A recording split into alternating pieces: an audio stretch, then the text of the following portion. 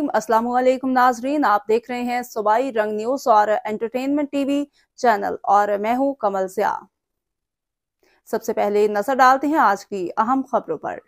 खबर शामिल करते हैं भक्कर से। हमारे ब्यूरो चीफ सैयद मुशर्रफ अली शाह की रिपोर्ट के मुताबिक वजीर आला पंजाब मरीम नवाज शरीफ के अहकामात की रोशनी में रमजान और मुबारक के बाबरकत महीने में मुस्तहिक घरानों में निगहबान रमजान पैकेज के तहत मुफ्त राशन की तकसीम के लिए अशिया की पैकिंग का अमल डेप्यूटी कमिश्नर डॉक्टर नूर मोहम्मद आवान की जेर निगरानी तेज रफ्तारी के साथ जारी है, ताकि मुस्तहिक अफराद के घरों की दहलीज पर सामान की तरसील बर वक्त यकीनी बनाई जा सके।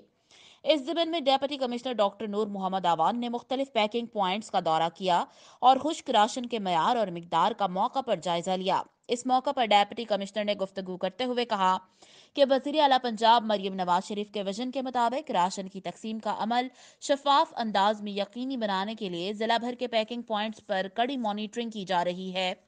उन्होंने कहा कि BISP के रजिस्टर्ड घरानों के कवायद की तस्दीक का अमल हंगामी बुनियादों पर जारी है। इस सिलसिले में रेवेन्यू डिपार्टमेंट की टीमें रजिस्टर्ड अफराद के घर जाकर तस्दीक का अमल मुकम्मल कर रही हैं, ताकि खुश्क राशन की तकसीम मुकर्ररा टाइम फ्रेम के अंदर मुकम्मल की जा सके। डेप्यूटी कमिश्नर का कहना था कि रमजान और मुबारक के पहले अशरे में निगहबान रमजान पैकेज के तहत मुफ्त राशन हकदारों तक पहुंचाया जाएगा।